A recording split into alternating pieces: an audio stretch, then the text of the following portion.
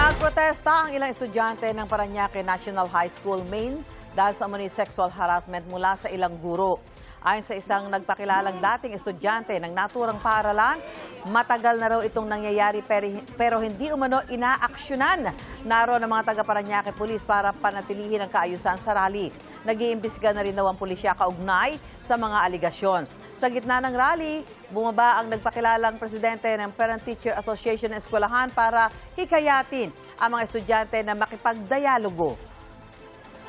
Mapangihipo, on the spot, nakita namin during meetings, during gatherings. Matagal na rin po ito eh. All the concern naman po nila is mapag-uusapan. Meron na pong action ang DO niyan para sa mga estudyante. All the victims, ginagather na po lahat ng information yan. Nakipag-coordinate sila with the sa Women's and Children's Protection Desk natin.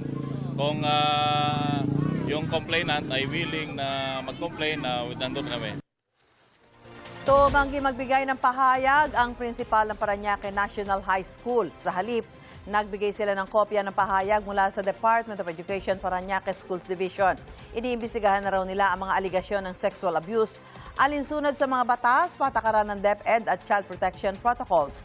Pagtitiyak ng Parañaque Schools Division, prioridad nila ang kapakanan ng mga estudyante at binibigyan na raw ng suporta ang mga apektado. Nakikipag-ugnayan na rin daw sila sa mga otoridad kaugnay nito. Inihikayat din ng Parañaque Schools Division ang mga biktima, saksi at iba pang may alam tungkol sa umano'y harassment na magsumbong sa kanila sa pamamagitan ng email.